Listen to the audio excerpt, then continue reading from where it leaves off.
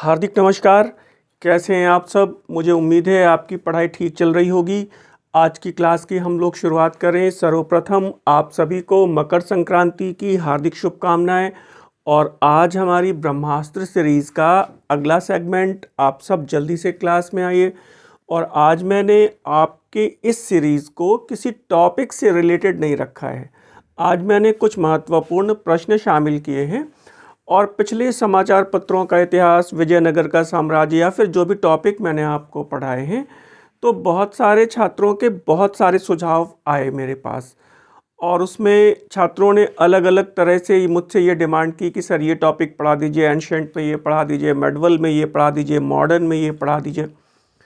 तो मैंने ये निष्कर्ष निकाला है कि आने वाले लेक्चर्स में आप सभी के लिए प्रागैतिहासिक काल से शुरू करते हैं हम लोग। और प्रागैतिहासिक काल से शुरू करते हुए 1965 तक जाएंगे हम लोग। और यहाँ से क्रमानुसार जो भी टॉपिक आपको टेक्निकल लगता है एक क्रम से चलेंगे। और उस टॉपिक में अगर कोई आपके डाउट्स हैं तो वो आप मुझसे डिस्कस कर सकते हैं। तो इसके पहले कि हम लोग क्लास की शुरुआत करें, आप लोग जल्दी से अपनी क्लास में आइए। सभी लोग पेन कॉपी लेकर तैयार होइए और हम लोग शुरू करते हैं और देखते हैं आज का पहला प्रश्न। पहला परंपरागत प्रश्न पाषाण काल से है और प्रश्न को आप देखिए। और प्रश्न ये कह रहा है कि किस मध्य पाषाण युगीन स्थल से पशुपालन के प्राचीनतम साक्ष्य मिलते हैं। पशुपालन का साक्ष्य मिलता है, कहाँ से मिलता है? पहले ये देखिएगा, 4 ऑप्शन हैं आपके पास। ये सामने देखिएगा, बागोर है, आदमगढ़ है, दहमाबाद है और तिलवाड़ा है। बागोर, आदमगढ़, दहमाबाद और तिलवाड़ा। तो मुझे लगता है इसमें आपको विकल्प चुनने हैं। तो विकल्प इसमें क्या आना चाहिए? बागोर, आदमगढ़, दहमाबाद, तिलवाड़ा में कौन सा विकल्प आना चाहिए? तो आप ध्यान दीजिएगा, एक बात हम लोग शुरू करें इसके पहले तो ये ध्यान दीजिएगा कि जो पशुपालन का साक्ष्य है वो है कहाँ से, किस काल में है? तो वो है मध्य पाषाण काल में। मध्य पाषाण काल में। ये बात क्लियर हो रही है? और अभी जब मैं आपके साथ टॉपिक डिस्कस करूंगा तो ये बहुत बढ़िया से क्लियर हो जाएगा। मैं पहले ही सेगमेंट में, पहली ही श्रृंखला में आपसे प्रागैतिहासिक काल डिस्कस करने वाला हूं। और ये क्लास मेरी हो सकता है कल हो, आपको सूचना मिल जाएगी और स्क्रीन पर दिए गए नंबरों से आप मेरे साथ व्हाट्सएप पर जुड़ सकते हैं। आपको क्लास के संदर्भ में सूचनाएं प्राप्त हो सकती हैं। तो पहले इस प्रश्न को आप हैंडल करिए। और ये प्रश्न कह रहा है, फिर दूसरा देखिए, बागोर में है और आदमगढ़ में है। ठीक है, बागोर है कहाँ पे? तो इट इज इन राजस्थान में है। भीलवाड़ा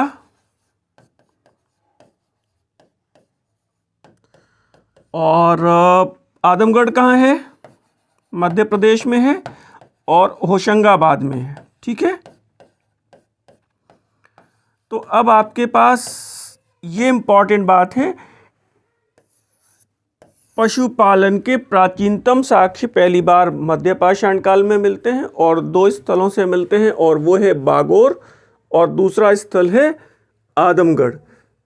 तो अगले पृष्ठ पे आप विकल्प को देखिए।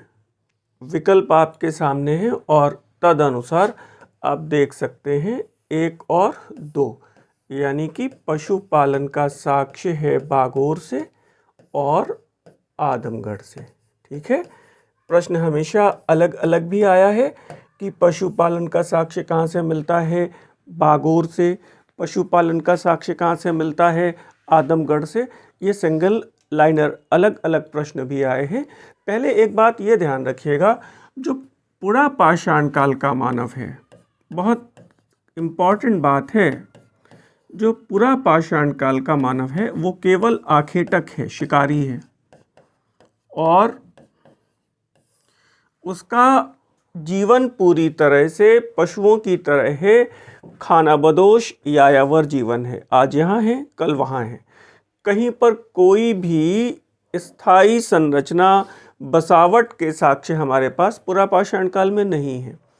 मध्य पाषाण काल में आकर के मनुष्य ने थोड़ा सा ये देखा, पहली बात आखेटक तो वो हमेशा रहा है, यहाँ पर मध्य पाषाण काल में आकर के एक छोटी सी बात ये मिलती है, वो खाद्य संग्राहक हो गया और पशुपालक हो गया, पशु पाले हैं उसने। और एक बड़ी बात यह है, ये पूछा जा सकता है कि मनुष्यों के द्वारा पाला गया पहला पशु कौन सा था, तो मनुष्यों के द्वारा पाला गया पहला पशु था कुत्ता। ये बात ध्यान रखिएगा। हाँ, फिर जो नवपाषाण काल है वहाँ पर मनुष्य कैसा हुआ?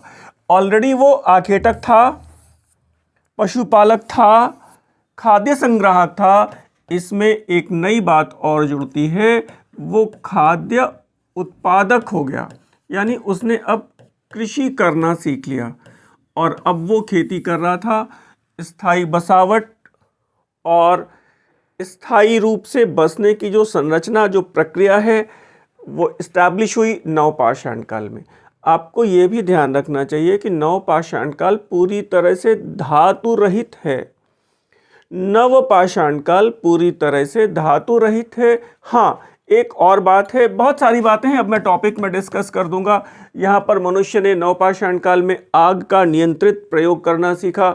आपसे ये भी पूछा गया है कि ये बताइए, वो पहिए का या चाक का आविष्कार या चाक पर बने मृत भांड, तो इट इज़ एन नवपाषाण काल। तो फिलहाल आप पूरे धैर्य के साथ वेट करिएगा और हम लोग अगला टॉपिक प्रागैतिहासिक काल ही शुरू करेंगे। आइए देखते हैं दूसरा प्रश्न। दूसरा प्रश्न आपकी स्क्रीन पर है, ध्यान से पढ़िएगा। किस हड़प्पाई स्थल से सामूहिक पशु बलि के साक्ष्य मिले हैं, जहां से विभिन्न पशुओं की हड्डियां एक ढेर के रूप में हमें मिलती हैं? विभिन्न पशुओं की हड्डियां, सामूहिक पशु बलि, थोड़ा ये ध्यान रखिएगा, हड़प्पा में सामूहिक पशु बलि का साक्ष्य आपसे पूछ रहा है। 4 ऑप्शन है, मोहनजोदड़ो है, लोथल है, कालीबंगा है और हड़प्पा है। आप, मुझे उम्मीद है, जवाब दे पा रहे हैं, और अगर नहीं दे पा रहे हैं तो मैं आपको जवाब देता हूं, और सही जवाब है इसमें हड़प्पा, सामूहिक पशु बलि। ध्यान रखिएगा, ये इंपॉर्टेंट प्रश्न हो सकता है आपके लिए। It is in Harappa. अच्छा, अब एक बात है, यहाँ पर और भी है, बहुत सारे प्रश्न हैं इसमें। पहले तो ये ध्यान रखिएगा, मोहनजोदड़ो से हमारे पास 42 नर कंकाल मिले हैं सामूहिक ढेर के रूप में।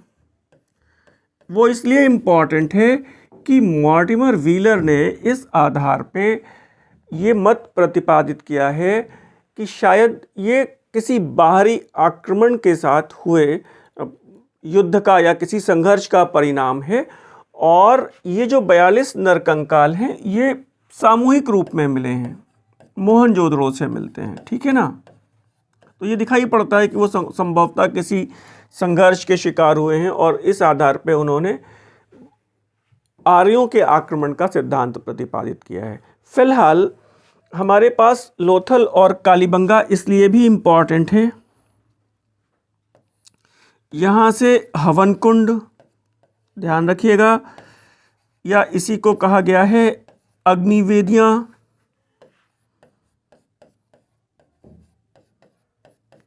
या इसी को कह सकते हैं आप यज्ञ वेदियाँ, दोनों जगहों से मिली हैं। खास बात है दोनों स्थलों की। और प्लस यहाँ से युगल समाधियाँ भी मिली हैं। एक बड़ी बात है, यहाँ ध्यान रखिएगा, युगल समाधियाँ, कुछ ऐसी कब्रें भी मिली हैं हमारे पास जिसमें एक साथ एक ही कब्र में 2 बॉडीज़ रखी गई हैं। तो यहाँ से बहुत सारी बातें आपकी क्लियर हो रही हैं। मोहनजोदड़ो से 42 नरकंकाल हैं, सामूहिक रूप से मिले हैं, और सामूहिक पशुओं की हड्डियाँ जो मिली हैं वो हड़प्पा से मिली हैं, और लोथल और कालीबंगा से हवन कुंड और अग्निवेदियाँ हैं और युगल समाधियाँ हैं। हम लोग आगे देखते हैं अगला प्रश्न। आपका अगला प्रश्न सूफी आंदोलन से है, और इस प्रश्न का जवाब अक्सर करके उम्मीद के विपरीत छात्र गलत भी दे देते हैं। पहले इसको पढ़ लीजिए आप। ये कह रहा है, भारत में योग को सीधे अपनाने वाली सूफियों की शाखा कौन सी थी? भारत में योग को सीधे अपनाने वाली, योग को सीधे तौर पर अपनाने वाली शाखा कौन सी थी, जिसके अनुयायी वनों में रहते थे वनों में रहकर यौगिक साधनाएं, कठोर आध्यात्मिक साधनाएं करते थे और कंद मूल फल खाकर अपना जीवन व्यतीत करते थे। कंद मूल और फल पर डिपेंड करते थे। ठीक है, तो इसमें 4 ऑप्शन हैं आपके पास, और एक है चिश्ती सिलसिला, शतारी, सोहरावर्दी और नक्शबंदी सिलसिला। 4 सिलसिले हैं। आप पहले जवाब दीजिए,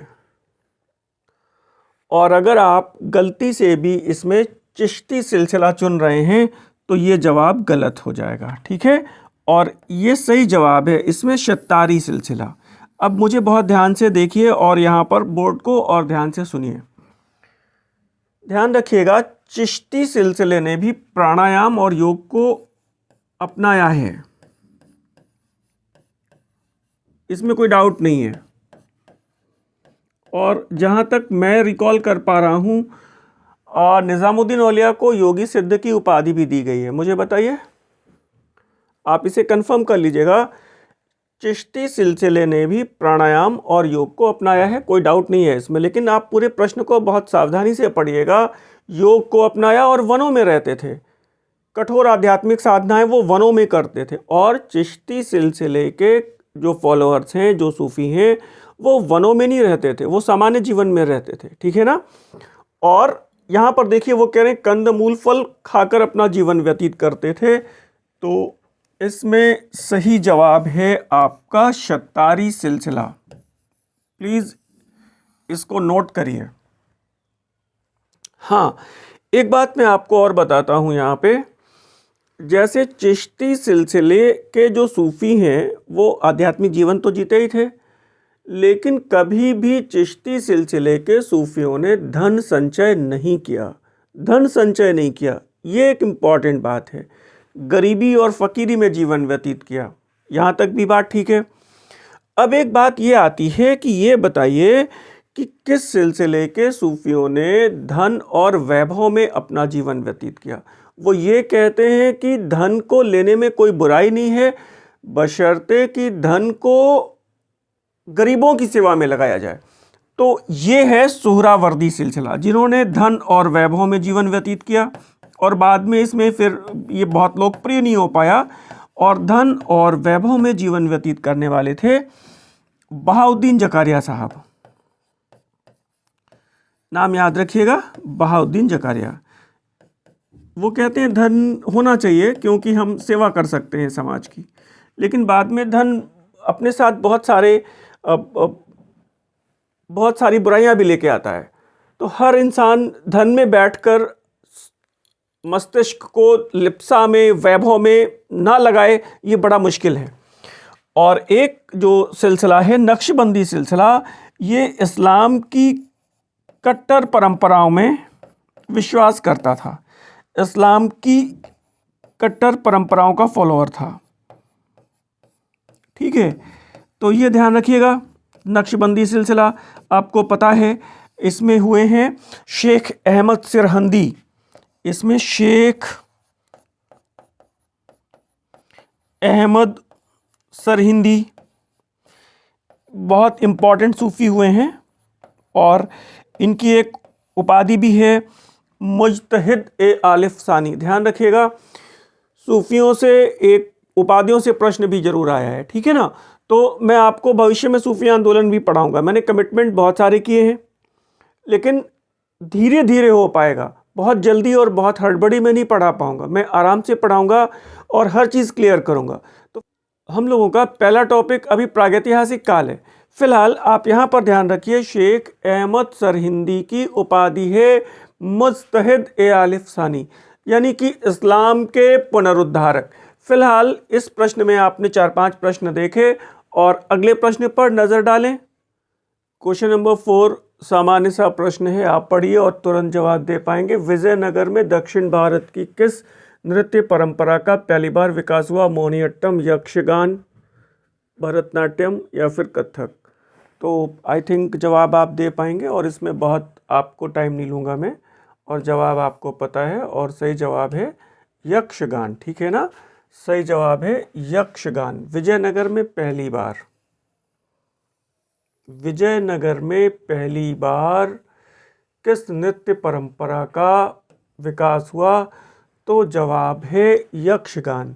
और एक प्रश्न ये भी आया है कि कथक का विकास और ठुमरी का विकास। तो कथक का विकास और ठुमरी का विकास, कथक प्लस ठुमरी, तो ये अवध नवाब वाजिद अली शाह के यहाँ हैं, दोनों का विकास हुआ है। अवध नवाब वाजिद अली शाह, ध्यान रखिएगा इसके समय इसका विकास हुआ है, वाजिद अली शाह। ये प्रश्न भी आया है, अच्छे से ध्यान रखिए, गलतियां नहीं होनी चाहिए। और मैं अपने लेक्चर्स में हमेशा ये बार बार आपसे कहता रहा हूँ कि आपकी गलतियां नहीं होनी चाहिए, या होती हैं तो कम से कम होनी चाहिए। जैसे ध्यान रखिए, कभी 125 प्रश्न आपको हल करने हैं और आपका कट ऑफ जाता है 97-98 तक, और आपने बनाए हैं 97। अगर मान लीजिए कट ऑफ गया 98 और आपने लगाया 97 तक, तो 97 नहीं करना है ना, 97 करने से काम नहीं चलेगा हमारा, हमको 98 क्रॉस करना है, प्लस करना है। तो एक एक क्वेश्चन हम लोगों को बहुत कोशिश करके बढ़ाना है, ठीक है। अगला 5वां प्रश्न भी सामने है और सरल सा प्रश्न है, तुरंत जवाब आएगा। बहमनी राज्य के विघटन के उपरांत दक्षिण भारत में कितने राज्यों का उदय हुआ? ऑप्शंस आप देख लीजिए, कितने राज्य हुए? 4, 5, 6, 7। तो मुझे उम्मीद है ये भी आप सही कर पा रहे हैं, और राज्यों की संख्या है 5, ठीक है। बहमनी राज्य के विघटन के उपरांत कितने मुस्लिम राज्य बने? तो वो हैं 5। कौन कौन से हैं? यहाँ से भी एक प्रश्न है, हमेशा एक प्रश्न यहाँ से भी है कि कहाँ पर कौन सा वंश काम कर रहा था, शासन कर रहा था, और या तो वो मैच करने के लिए पूछेगा या फिर सिंगल लाइनर प्रश्न के रूप में पूछेगा। आप नज़र डालिए, अहमदनगर में निज़ाम शाही है, और इस तरह का प्रश्न मैंने जब आपको विजयनगर पढ़ाया था तो भी वहाँ पर आपको मैंने बताया था। बीजापुर में आदिल शाही है, ध्यान दीजिएगा। गोलकुंडा में कुतुब शाही है। बरार में इमाद शाही। बरार और बीदर को जरूर याद रखिए क्योंकि गड़बड़ हो सकती है, ये इम्पॉर्टेंट है। बाकी अहमदनगर में निजाम शाही आपको पता लग जाता है। यहाँ पर बरार में इमाद शाही और बीदर में बरीद शाही, इसको जरूर याद रखिए। और अगले प्रश्न पर नज़र डालिए। दिल्ली सल्तनत से जुड़ा हुआ सरल सा प्रश्न है, कला इतिहासकार पर्सी ब्राउन ने किस काल को मकबरों का काल कहकर संबोधित किया है? मकबरे, इल्बारी, खिलजी, तुगलक, सैयद या फिर लोधी? और सभी को जवाब पता है, आप तो नज़र डालते ही तुरंत जवाब आ जाएगा इस प्रश्न में, और वो है सैयद एवं लोधी काल, ठीक है ना। दिल्ली सल्तनत में ये भी पूछा गया है कि मकबरों का जन्मदाता किसे कहा गया है? दिल्ली सल्तनत में मकबरों का जन्मदाता मुझे बताइए। मकबरा शैली का या मकबरों का निर्माता या जनक कौन है? जवाब दीजिए। तो ध्यान रखिएगा, और वो सही जवाब है इल्तुतमिश। वो सही जवाब है इल्तुतमिश, ठीक है। मकबरा शैली का जन्मदाता और सही जवाब है इल्तुतमिश, ध्यान रखिएगा। इसके पुत्र नासिरुद्दीन महमूद का सुल्तानगढ़ी का मकबरा दिल्ली सल्तनत का पहला मकबरा माना जाता है। इल्तुतमिश के पुत्र नासिरुद्दीन महमूद का सुल्तानगढ़ी का मकबरा दिल्ली सल्तनत का पहला मकबरा माना जाता है। इस बात को अच्छे से याद रखिएगा, ये प्रश्न कई बार आया है। अगले प्रश्न पे नज़र डालिए। क्वेश्चन नंबर 7 आपकी स्क्रीन पर आ चुका है, देख लीजिए। शाहजहां का राजकवि कौन था? शाहजहां के दरबार का राजकवि था गिलानी, शौकी या फिर लाल खान या फिर कलीम? मुझे बताएंगे। लाल खान जवाब मत दीजिएगा, और सही जवाब है कलीम, ठीक है ना। सही जवाब है कलीम। शाहजहां के दरबार का राजकवि है कलीम। ये इंपॉर्टेंट बात है, जल्दबाजी में मत लगा दीजिएगा लाल खान को। लाल खान उनका संगीतकार है, और लाल खान को शाहजहां ने एक उपाधि दी है, मुझे बताएंगे क्या आप? लाल खान की एक उपाधि है गुण समुंदर, ध्यान रखिएगा, गुण या गुण समुंदर। तो ये उपाधि भी कई बार पूछी गई है, इस पर फोकस करिएगा, एक बात। दूसरी बात यह है कि अकबर ने तानसेन को एक उपाधि दी है और वो उपाधि है कंठाभरण वाणी विलास। अकबर ने तानसेन को एक उपाधि दी है और वो उपाधि है कंठाभरण वाणी विलास। ठीक है, मैं आपको फिर से बता रहा हूं, अब टॉपिक वाइज हम क्लास लेंगे आपकी। और पहला टॉपिक हमारा प्रागैतिहासिक काल से शुरू कर रहे हैं और जो भी टेक्निकल टॉपिक हैं वो क्रमानुसार धीरे धीरे करके पढ़ा देंगे। ठीक है, अगले प्रश्न पर नज़र डालें। क्वेश्चन आपके सामने है, प्रश्न को देखिए और बहुत संतुलित मस्तिष्क के साथ इसका जवाब दीजिएगा। और वो ये कह रहा है, निम्नलिखित में से कौन सा कथन सत्य है? पढ़ लीजिए, कौन सा कथन एक सत्य है? औरंगजेब ने सुंदर लेखन को संरक्षण दिया, चित्रकला को संरक्षण दिया, मूर्तिकला को बढ़ावा दिया, संगीत को बढ़ावा दिया। तो आई थिंक सत्य पूछ रहा है, सही कथन पूछ रहा है और सही जवाब है यहाँ पे औरंगजेब ने सुंदर लेखन को संरक्षण दिया, सुंदर लेखन को संरक्षण दिया। ये बात बिल्कुल ठीक है। उसने चित्रकला को संरक्षण किया, बिल्कुल गलत बात है, इस्लाम विरुद्ध माना है। मूर्तिकला को संरक्षण दिया, बिल्कुल गलत है। और संगीत को बढ़ावा दिया, बिल्कुल गलत है। औरंगजेब के समय एक बार उसने संगीत पर भी प्रतिबंध लगाया और औरंगजेब के समय शाम को ऐसा एक उल्लेख मिलता है कि अपने महल के छज्जे पर खड़ा हुआ था, बहुत सी भीड़ जा रही थी, शाम का समय था, तो उसने पता लगवाया कि क्या बात है। तो बोले सर वो संगीत का जनाजा, संगीत के इंस्ट्रूमेंट्स हैं ना, उसका जनाजा लेके जा रहे हैं। बोले बहुत बढ़िया, इसको ले जाओ और इतने गहरे दफनाना कि कोई भी सुर बाहर ना आए। तो संगीत को उसने बैन किया, मूर्तिकला और चित्रकला को बैन किया। ठीक है, लेकिन हाँ, सुंदर लेखन को संरक्षण दिया। ये बात बहुत इंपॉर्टेंट है, सही है, क्योंकि ये खुद भी कुरान की प्रतियां लिखता था और बहुत सुंदर राइटिंग में लिखता था। ये खुद भी कुरान की प्रतियां लिखता था और बहुत सुंदर राइटिंग में लिखता था। और ऐसा कहा गया कि ये कुरान की प्रतियां लिखकर और उन्हें बेचने से होने वाली आय से अपना व्यक्तिगत खर्च चलाता था। औरंगजेब के लिए ये बात कही जाती है कि मुगल काल में सर्वाधिक चरित्रवान शासक कौन था? तो वो यही था। किसने शराब नहीं पी? तो औरंगजेब ने नहीं पी। इस्लाम की परंपराओं का पूरी कट्टरता से पालन किया, औरंगजेब ने किया। इस्लाम की परंपराओं का लोग पालन या अनुपालन करते हैं कि नहीं करते हैं, उसकी जांच के लिए उसने धर्म आचरण निरीक्षक अधिकारी मुहत्सिबों की नियुक्ति की। मुहत्सिब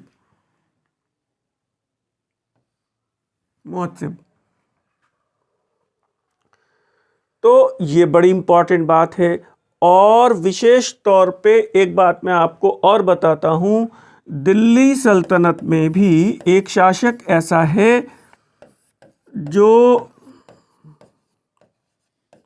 सुंदर लिखता है, जिसकी जो राइटिंग है बहुत सुंदर है। मैंने सुल्तनत शब्द लिखा है, बिल्कुल ठीक लिखा है। सुल्तानों का साम्राज्य सुल्तनत है, बाद में सल्तनत कहलाया। फिलहाल मैं आपको नाम बताता हूं और उसका नाम है नासिरुद्दीन महमूद। ठीक है, याद रहेगा। तो दो लोगों को राइटिंग बेहतर है उनकी और दोनों ही कुरान की प्रतियां लिखते हैं। ये नमाज की टोपियां भी बनाता था नासिरुद्दीन महमूद। और एक विशेष बात है, यद्यपि कि मुगल काल में औरंगजेब ने संगीत को बैन कर दिया, लेकिन एक बढ़िया बात यह है कि औरंगजेब एक कुशल वीणा वादक था, वीणा बजाता था, वीणा वादन का शौकीन था। ठीक है ना, तो औरंगजेब एक कुशल वीणा वादक था। एंशिएंट में वीणा वादक एक शासक है जिसका नाम है समुद्रगुप्त। क्लियर हो रहा है? बहुत सारे प्रश्न आ रहे हैं, वो ऐसे कहा गया है कि किस गुप्त शासक को उसके सिक्कों पर वीणा बजाते हुए अंकित किया गया है? तो वो गुप्त शासक समुद्रगुप्त है, ठीक है ना। वीणा वादक वो भी है, कविराज भी उसको कहा गया है। एक राजपूत शासक है जो वीणा बजाता है, राजपूत शासक जो वीणा बजाता है, मुझे बताइए। ऑप्शन मैं आपको दूंगा नहीं, जवाब सीधे दे सकते हैं आप चाहें तो। और उसका नाम है राणा कुंभा। याद करिएगा और लिख लीजिएगा। राणा कुंभा भी कुशल वीणा वादक था, यह बात क्लियर हो रही है। और प्राचीन भारत में हर्षवर्धन बांसुरी बजाता था, इस बात को भी याद रखिएगा। हर्ष बांसुरी वादक था बेटा, इसको भी याद रखिए आप लोग।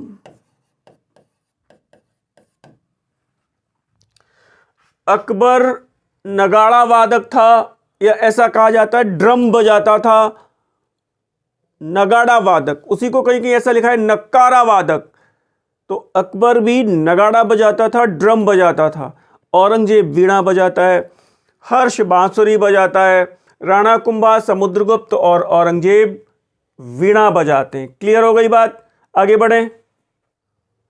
सामान्य सा प्रश्न है, आपके सामने है और धैर्य से बैठिएगा क्लास में। मैंने प्रश्नों की संख्या थोड़ी बढ़ाई है। तो फिलहाल आप देखिए, वो प्रश्न ये है, मराठा राज्य का तुलसीदास किसे कहा गया है? तुकाराम है, नामदेव हैं, एकनाथ हैं और समर्थ गुरु रामदास हैं। तो जवाब देखते ही पता लग रहा है, बहुत सोचने की ज़रूरत नहीं है, और जवाब है इसमें एकनाथ। मराठा राज्य के तुलसीदास, और वो हैं एकनाथ। क्लियर? एक प्रश्न और बताइए मुझे, कन्नड़ वाल्मीकि किसे कहा गया है? जवाब दीजिए, कन्नड़ वाल्मीकि किसे कहा गया है? यह प्रश्न भी आया है और बहुत अच्छा प्रश्न है। कन्नड़ वाल्मीकि कौन है? ऑप्शन में नहीं दे रहा हूं, सोच के बताइए। और सही जवाब है नरहरि। ध्यान रखिएगा, कन्नड़ वाल्मीकि कौन है? तो कन्नड़ वाल्मीकि है नरहरि। यहां पर आप देख रहे हैं समर्थ गुरु रामदास हैं, साथ में शिवाजी के आध्यात्मिक गुरु हैं, इसका भी याद रखिएगा। शिवाजी महाराज के आध्यात्मिक गुरु कौन थे? तो समर्थ गुरु रामदास, मैंने लिख दिया है, आप चाहें तो स्क्रीनशॉट ले लीजिएगा। शिवाजी के आध्यात्मिक गुरु तो समर्थ गुरु रामदास हैं। शिवाजी के राजनीतिक गुरु या फिर उनके राजनीतिक संरक्षक कौन है? दादाजी कोंडदेव हैं। और एक बात है, समर्थ गुरु रामदास के द्वारा स्थापित एक संप्रदाय है, ये भी पूछा गया है। बहुत सारे प्रश्न हैं यहाँ पर, लेकिन फिर भी मैंने उन खास प्रश्नों को डिस्कस करने की कोशिश की है जो आपके लिए इम्पॉर्टेंट हैं, ठीक है ना। धरकरी संप्रदाय,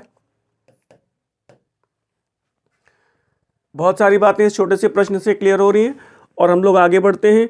एक सूचना आपको ये दे रहा हूँ कि आपके लिए मैंने एक बुकलेट तैयार की है। हमेशा की तरह मैं आपको ये बताना चाह रहा हूँ, इस बुकलेट को आप चाहें तो परचेज़ कर सकते हैं और स्क्रीन पर दिए गए नंबरों से आप संपर्क करके इस बुक के बारे में जानकारी प्राप्त कर सकते हैं, ठीक है।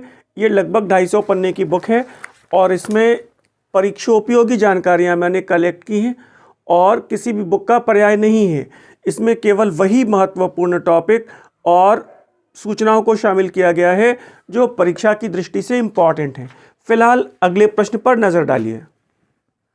क्वेश्चन नंबर 10 देख लीजिए आप, और कह रहा है किसके शासनकाल में मनसबदारी व्यवस्था में मशरूत का नियम लागू किया गया? मशरूत का नियम लागू किया गया मोहम्मद शाह, फर्रुखसियर, औरंगजेब या फिर शाहजहां। मशरूत का नियम किस मुगल शासक के शासनकाल में इम्प्लीमेंट हुआ? 4 ऑप्शन है, बताइए, जवाब दीजिए। गलत मत करिए और हड़बड़ी में तो कतई जवाब मत दीजिएगा। और यहाँ पर मशरूत का नियम है इसके समय औरंगजेब। और आपको ये पता है ना कि मशरूत का नियम होता क्या है? मशरूत का नियम क्या है? मनसबदारी व्यवस्था में एक बड़ा इंपॉर्टेंट बात है जो दोहरे पद हैं, जात और सवार। तो इम्पॉर्टेंट बात, एक जो यूनिवर्सल रूल था, जो नियम था कि किसी भी मनसबदार का पद उसकी जात की संख्या से सवार पद ज्यादा नहीं हो सकता। किसी भी मनसबदार के सवार पद की संख्या उसकी जात पद की संख्या से ज्यादा नहीं हो सकती, कम ही होगी, बराबर हो सकती है। मशरूत का मतलब है सशर्त दिया गया मनसबदारी व्यवस्था में अस्थाई रिस्पॉन्सिबिलिटी और पद। इसका मतलब है, मशरूत का मतलब है जात की संख्या को बढ़ाए बगैर सवार पद की संख्या बढ़ा दी जाती थी। बहुत इंपॉर्टेंट, ढंग से लिख लीजिए, जात की संख्या बढ़ाए बगैर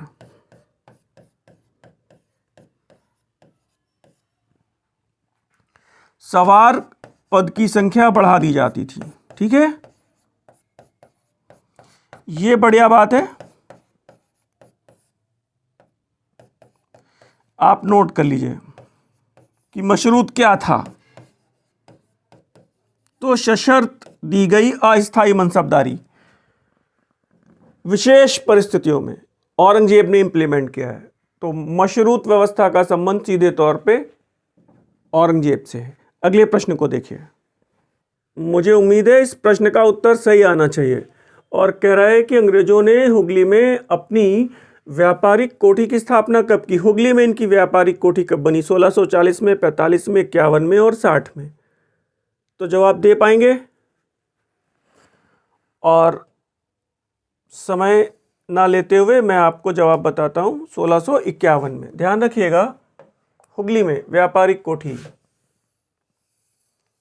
हुगली में व्यापारिक कोठी, ब्रिटिश व्यापारिक कोठी कब और किसने बनाई?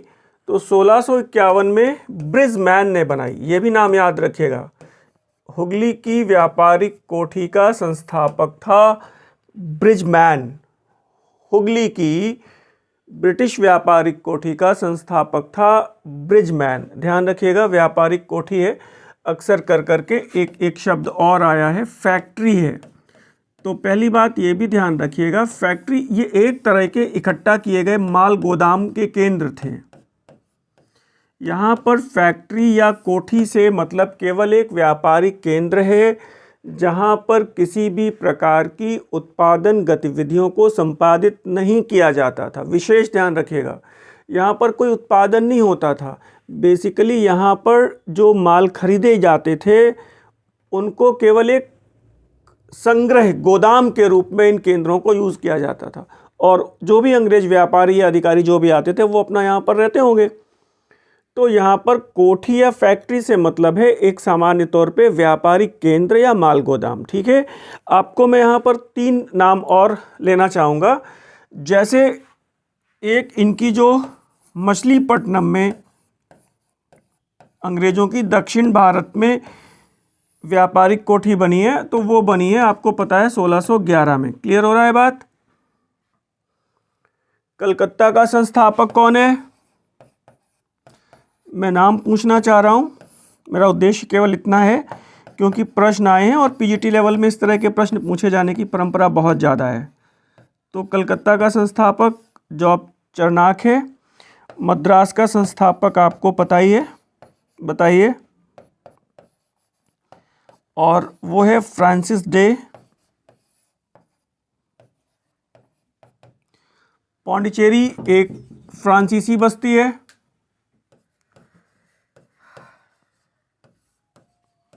और पौंडीचेरी का संस्थापक कौन है?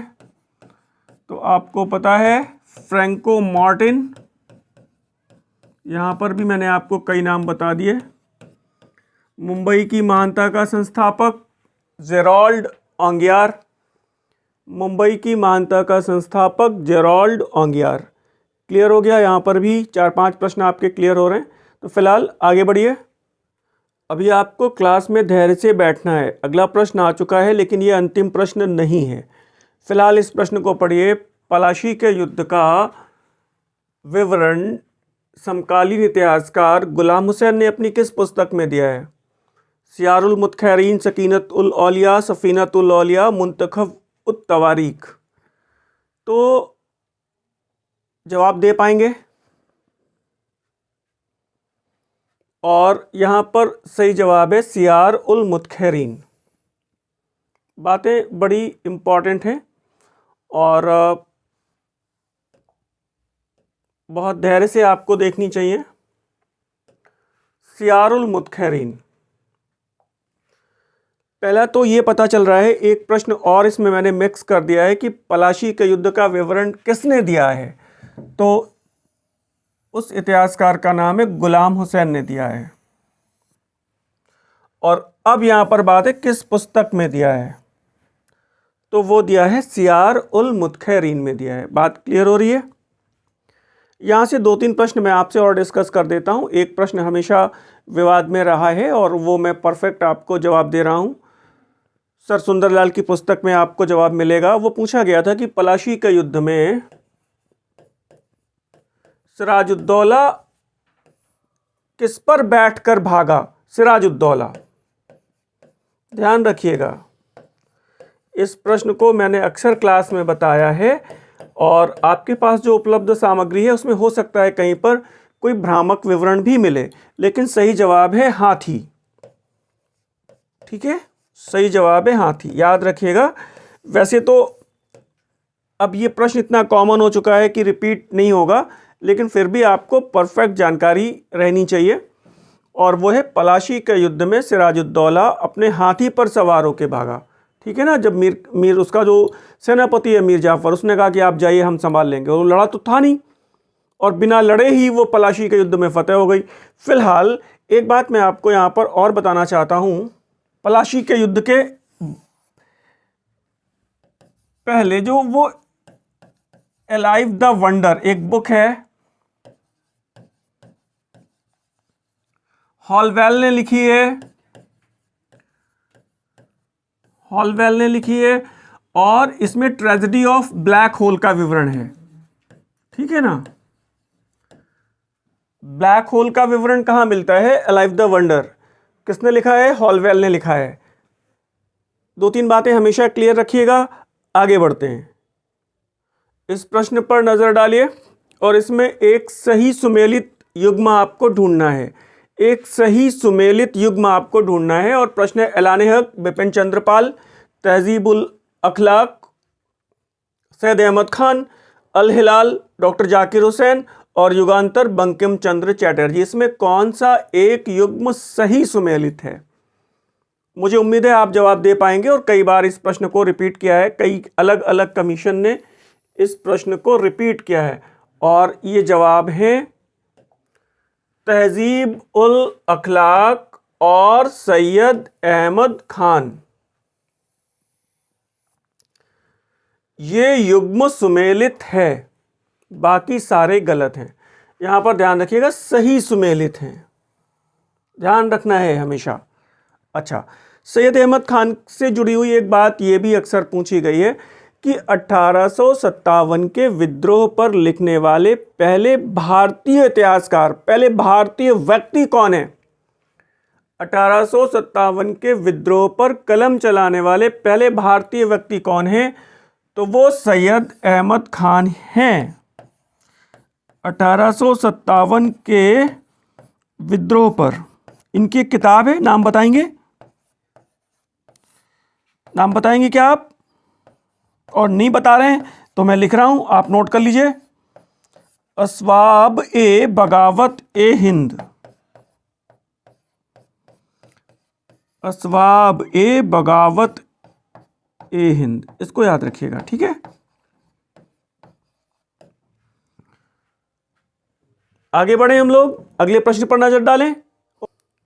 इस प्रश्न पर नजर डालिए और ये बहुत महत्वपूर्ण प्रश्न है। महात्मा गांधी ने अपनी किस पुस्तक में यह उद्घोषणा की कि भारत का वास्तविक शत्रु अंग्रेजी राज्य नहीं है अपितु समग्र आधुनिक औद्योगिक सभ्यता है।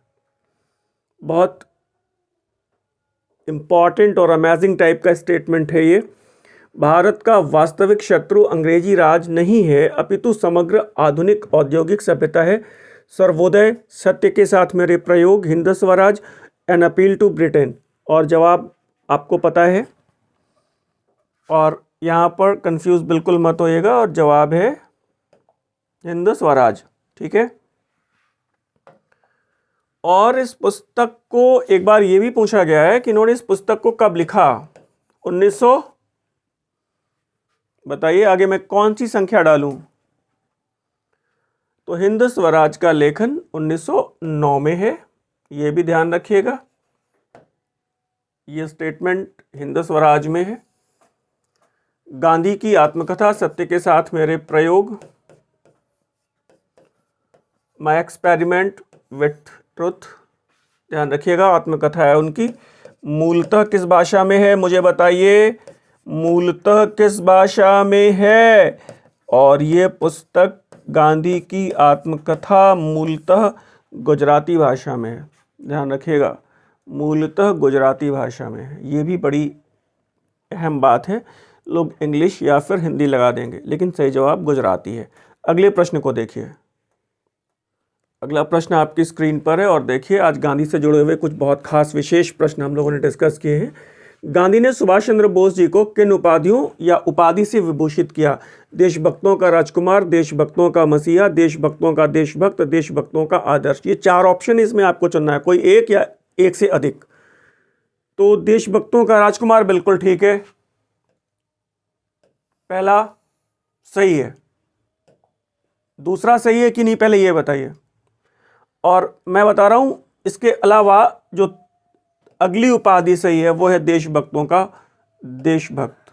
तो तदनुसार इसमें दो उपाधियां सही हैं, यानी कि 1 और 3 विकल्प हम लोग अगले पृष्ठ पे देख लेंगे। और यहां पर यह भी ध्यान रखिएगा गांधी को राष्ट्रपिता की उपाधि और ऐसा सम्मान देने वाले सुभाष जी थे। गांधी को राष्ट्रपिता, उन्होंने गांधी से कहा था कि राष्ट्रपिता आज़ाद हिंद फौज की सफलता के लिए हम आपका आशीर्वाद चाहते हैं। मैं आपको बताना चाहता हूं यद्यपि कि सुभाष और गांधी के बीच में थोड़े से वैचारिक मतभेद थे जरूर। 1938 ध्यान रखिएगा हरिपुरा अधिवेशन में यह प्रश्न भी आया है कि सुभाष जी पहली बार कहां पे अध्यक्ष बने, तो हरिपुरा गुजरात अधिवेशन। ठीक है ना, ध्यान रखिएगा ये प्रश्न कई बार आया है। और कांग्रेस के इतिहास में ये पहली बार था जब 1939 के त्रिपुरी अधिवेशन, ये जबलपुर में है मध्य प्रदेश, ध्यान रखिएगा ये भी पूछा गया है,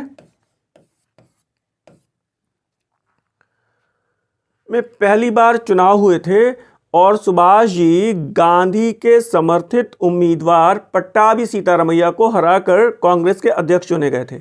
तो त्रिपुरी अधिवेशन में पहली बार कांग्रेस के इतिहास में चुनाव हुए अध्यक्ष के लिए सुभाष जी ने पट्टाभी सीतारमैया को परास्त किया था, ध्यान रखिएगा। और फिर बाद में ये गांधी के समर्थित उम्मीदवार थे और ये परास्त हुए थे। और बाद में फिर गांधी के असहयोग के चलते सुभाष जी ने कांग्रेस की अध्यक्षता से इस्तीफा दे दिया और बाद में उन्होंने फॉरवर्ड ब्लॉक की स्थापना करी, आपको पता है। एक प्रश्न यहाँ पर मुझे और याद आ रहा है कि सुभाष जी ने जब कांग्रेस की अध्यक्षता से इस्तीफा दे दिया तो कांग्रेस के अध्यक्ष कौन बने, तब ध्यान रखिएगा सुभाष जी के त्याग पत्र के बाद डॉक्टर राजेंद्र प्रसाद। कोई कंफ्यूजन नहीं रहना चाहिए, ये सब ऐसे चुनिंदा प्रश्न हैं हड़बड़ी में गलत होते हैं।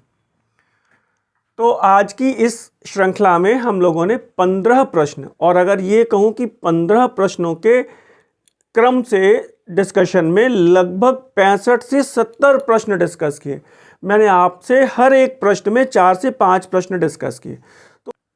तो आज की क्लास को मैं यहीं पर विश्राम दे रहा हूं और अगली क्लास मेरी प्रागैतिहासिक काल पे है, पाषाण काल पे है।